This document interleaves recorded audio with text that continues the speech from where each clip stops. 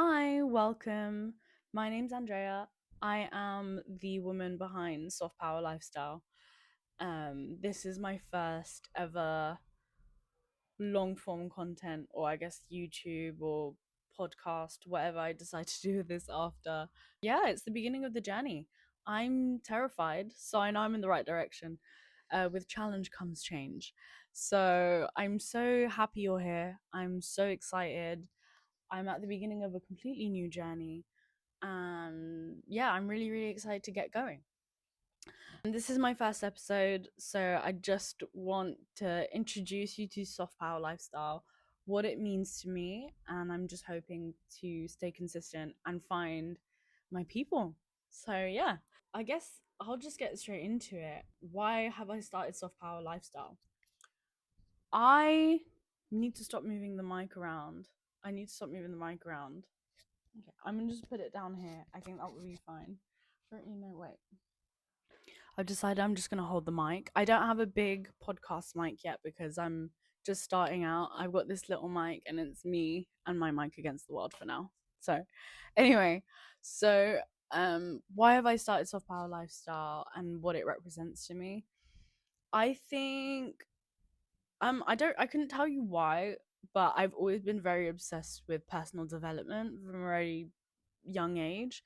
I just always want to be better and better internally. It's not even just, I like to work hard. It's that I just always want to make sure that I am completely evolving to be the best version of myself, like the peak. I always want to be in my peak. And I think what I like about personal development is that there is absolutely no destinations necessarily, because my peak today will be different to my peak tomorrow and the day after that and the day after that. So it's like you can be on a peak forever, really and truly. Your peak will just be redefined depending on what era you're in. Right now I would say I'm in my era after the healing. I think healing is something that you are gonna have to do for the rest of your life. But I'm in a point where I've healed and I have this new found purpose where I want to help other women heal from certain traumas and certain um I don't know, maybe societal obligations that I think still weighs down women to this day, and even young girls as well. I'm at a point where I feel like I know what it means to me to be a woman, but I want to teach other women how to be that soft, feminine woman coming from the same context that I came from. And I know you can't really define what being a woman is. So, I'm not here to say this is it. I'm saying this is how we can get to our soft feminine energy from this context. And I'm trying to find I want my content to reach those women who were um, probably the emotional caregiver from a very young age, maybe parentified because they had to make up for what their caregivers lacked a lot of the time. And it's usually the girls who are always there for everybody else, always so helpful, so caring, so loving, so giving. But I want to teach those girls to start living for themselves, because often I think women that come from a background like that associate their value with how much they can offer people. And I think that is totally backwards and wrong. In certain contexts, that is definitely accurate, but in the context of living your life and feeling fulfilled, it is just, I think, the wrong way to be. And I just want to be here to empower those women to start living for themselves and to start evolving and chasing their dreams. So, yeah, I am on course to become a life coach. Yeah, I don't know. I woke up one morning and I felt like I just knew what my life purpose was and everything that I wanted to do. And that is probably a testament to all the work that I did leading up to that. So I'm just clear on the fact that I just want to help people, particularly women, to be their best selves and to chase their dreams and overcome the very unique barriers that comes from either being the parentified older sister, or parentified sibling, or always feeling like you had to protect someone, whether it be physically, emotionally, and just come from a place of love, and balancing all of those traits that make you so amazing and loving because you're nurturing and you can offer people all that compassion and empathy, but balancing it out so that you leave that pot full for yourself first. And I think it's very hard for some people, and I don't think that you should do it alone. And I also think that it's something that you'd have to work on every day of your life, which is why soft power is here and it's here to stay. Because like, follow me on Instagram, and every day I will remind you where we started and where we're going, because there are days that are going to be hard, and I think it's a journey forever. um and that's also why being able to influence in this manner is really important to me. So today I want to focus on really resonating and talking to the girls that felt like they always had to be responsible and reliable and always had to just keep it all together for everybody else, because no one else could be that for them. The girls that had to create their own safety or create safety for others and create comfort for others, and often had to put their needs aside because there wasn't space for them, or they were always second best to whoever whoever else's needs and emotions and things like that.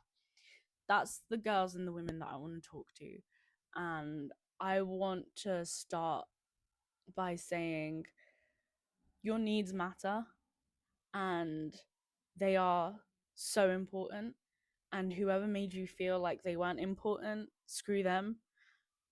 But I also want to say it is your responsibility to reclaim your power and reclaim the importance of your needs.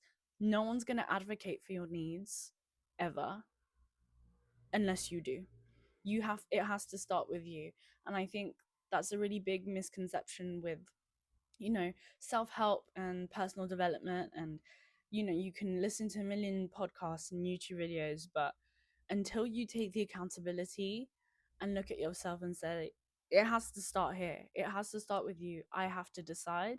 It doesn't matter how much information you digest, the change isn't going to happen. So take some accountability for where you're responsible for not putting your needs before anyone else's, and not making sure that you fill your pot before you pour into others. So the topic of today's first episode is, how do I live for myself without feeling guilt, fear, or shame? And it's a very loaded question. And again, there's no right answers here. It's just about exploring the directions that we need to go in to get there. um a lot of these women that come from this background or this context are seen as strong, they are reliable, they're hyper independent, they can do it all, and they can do it all on their own. That's their brand, right? But what happens when that feeling starts to suffocate you because you are seen as that strong statue and stability for so many people other than yourself, that you feel like you can't move forward because you have to stay in that s- spot to make sure that everyone else is okay. That's a lot of pressure to carry. That's a lot of burden. That's what I want to break free from. I'd say that we first have to start by looking at, where do you feel like you add value? And if I asked you, you'd probably tell me loads of ways that you add value to other people's lives by doing stuff, which is great. And I really love that. You'd probably say, I add value because I'm helpful. I'm always there when someone needs me. People know that they can rely on me. But I want you to start asking yourself how you add value just by being. Literally, just by being yourself. How do you add value beyond giving, or like, directly giving? where do you have an impact that makes you feel good? When I also coach taekwondo, and when I first started coaching as a really junior coach, I sometimes would show up and felt like I did nothing. I would show up and, like, if I wasn't taking the session, I would feel like I'm not really doing anything. And then I would get this feedback from, like, my other coaches saying, "Well done, you did really good today." And I'd think, "But I didn't do anything." But then it's when I realized just my presence was enough. And it's not to say, oh, I'm that girl, like I just have to show up. I'm saying, as a taekwondo coach in that scenario, being there so that kids had an extra person to talk to or to ask for corrections from was enough. Even if I didn't teach that day, even if I didn't necessarily even directly help anyone that day, being there to support and have an extra level of resource was enough. And to me at the time, it just didn't feel like a lot, but it had a much bigger impact than what would the word be? The impact was bigger than my input. That's what it felt like. And I feel like that's when I really started to realize that you can have a big impact without feeling exhausted or like overexerting yourself to get there.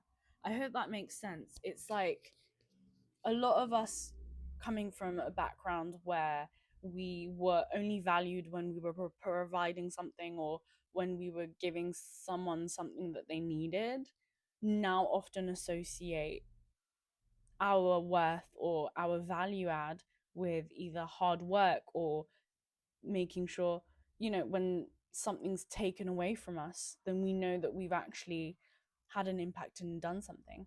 But I want you to start familiarizing yourself with the idea that you do not have to exert or overexert yourself or overgive to have a big impact and to still be worthy or valuable. My next point is, when we're trying to understand how we don't live with that guilt or fear of trying to live for ourselves, I think we have to understand what we are giving up. Because to me, it just sounds like giving up on yourself. You feel too guilty to pursue this goal because you are scared to disappoint whoever, or because you know that this person needs you. But then, like, what are you giving up? What are you not permitting yourself? I want you to think about what you're denying yourself by living in this guilt or fear and shame. Because with that, I think you'll see everything that you're potentially leaving behind. Remember, you live this life for you. You didn't ask to be here. Someone had you, and that is so beautiful. But you are here to live for yourself and what you want to do and what you want to achieve and what makes you feel fulfilled. You cannot make decisions and think about the future based on other people's needs. That's ludicrous. The next one is very cliche, but it's a cliche for a reason, because it's a classic. Learn to set boundaries. And you probably think, well, yeah, that's easy, yeah, I get it. But are you actually doing it? Are you actually setting boundaries?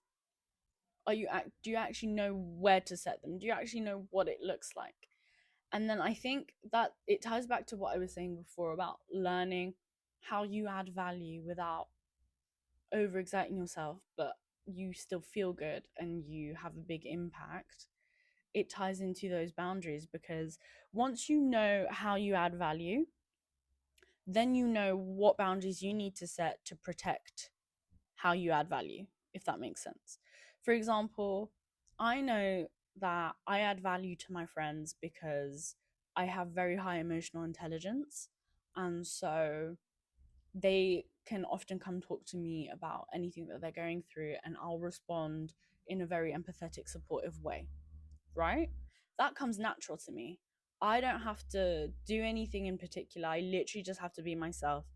But the impact I'm having on that friend is like way bigger than what I feel like I'm giving, right? But what boundaries would I have to set to make sure that I can still fulfill that value or still add that value well?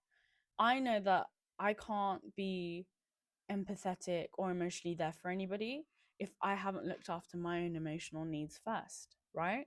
So then it's going working backwards and figuring out where you set those boundaries to make sure that you're always regulated. And it's complicated, and that's why, we're on a journey and it's going to take time. But it's just learning to set those boundaries so that you can preserve yourself and then pour into the correct cups. Another good point is that when you're associating the guilt, shame, or fear, you have to understand that the people that are going to make you feel that way are exactly the people that you need to leave behind. They're exactly the people that need those boundaries set against. People disliking you or resenting you is your trophy for healing. When you start to heal, you will literally see like everything that you used to tolerate, and it will blow your mind. It will absolutely blow your mind, I assure you of that. You need to learn to be disliked by the people who are anti you, because anyone who loves you wants you to do what's best for you, and it's that simple. If you could just take one thing away from this video, it's anyone who loves you wants you to do what is best for you, even if it's not convenient for them, even if it's less useful. Anyone who loves you, truly loves you, will want you to do what is best for you, no matter what. I think when you were kind of raised to be a caregiver and meet everybody's needs all the time, it puts you in a loop of being in dysfunctional relationships. You attract people that need healing or need something, or you just attract people that are needy. That's annoying as I don't know about you, but that's annoying as hell. And I think I've been in a few situations where I've attracted needy people or people that didn't want me to succeed outside of myself, because that would mean it was inconvenient for them. And as soon as I started to heal, I attracted people that wanted to provide for me or wanted to help me, if anything, or there was an even playing ground. It takes two people to love each other or offer love, and not just romantically, but when you do something for someone, that's your gesture of love, and when they do it for you, that's love back. But when you're in these dysfunctional relationships, it's just take, take, take, and you're the one giving, and then you have nothing left, and then you don't understand why you don't feel loved or appreciated. It's because that person was taking advantage of your need to be needed, and now you're stuck in these dysfunctional loops because you would rather be needed by somebody and be useful. And it's not your fault. Love was defined to you as how much you can do for somebody. But I want you to completely be prepared to change your perspective of what it is to love. And I want to stress again, when I say love, I'm not even talking about romantic relationships, although that fits into the category. I'm talking about so much more than that. The love you have for yourself, the love you have for friends, for others, for the stuff that you do. I want you to be prepared to completely change what it is to love and what it is to show up lovingly as well. So before I wrap up, I just want to, we're at the beginning of a journey, and I can't stress enough that it starts with you. You have to be willing to start defying gravity. No, I'm joking. To start defying literally everything that you stand for. Because right now your brain is programmed a certain way. So what you think is correct or what you think is right is going to be the complete opposite when I'm done with you. Well, that's what I'm hoping for anyway. I am not a trained therapist. I'm going to be a trained life coach soon. I've had quite a lot of therapy though. I've digested as much self help as I can, and I'm just a girl with a very big passion to empower women to live for themselves and to break free from any invisible contract or psychological obligation that they think they have to adhere to. And I also want to inspire any young girl that's watching this video to start a life that she means to lead. And that starts with her always. You are the center of your world, no one else is. And when you start to show up for yourself in that way, I promise you the world will give back so much more to you than these dysfunctional relationships that you're in, than giving or overexerting yourself. You can just be the same powerful, strong woman that you are without having to take away a chunk of yourself every time that you want to be loved or feel loved. So yeah, that was, I hope that was sort of a good intro to soft power and what my mission is. Um Hopefully I can get into more depth and detail as the episodes go on, and I'm also open to any questions or any specific like thoughts that you guys have. um I just want this to find the right people. I want this to find the right girls. This is completely for the girls. No men beyond this point. I'm making content for women and women only. And yeah, I'm really excited about this journey. You can follow me on Soft Power Lifestyle on Instagram to keep up. I hope to be doing this at least once a week. So yeah, I'm just gonna keep showing up till people are listening, really. And I'm genuinely really excited. This is a new challenge for me as well. I just want to be consistent, and I want to do something more meaningful, but this is quite vulnerable to me, and I've never been quite so publicly vulnerable in this way. I'm very open, but I'm not vulnerable. And I think that's people often confuse that. I'm actually just a very open person, but like this is a new level of public vulnerability for me as well. And bit of public speaking too, which I'm trying to get into as well. So I'm really, really excited for you to be on this journey with me. Follow us. I don't know who us is, it's just me, but follow me on Soft Power Lifestyle on Instagram. Hopefully I'll hit TikTok soon. That's pending. But yeah, thank you so much for sticking around, and I really look forward to hearing from you. Let me know any thoughts that you have. I will see you next week. Stay soft, love. Bye.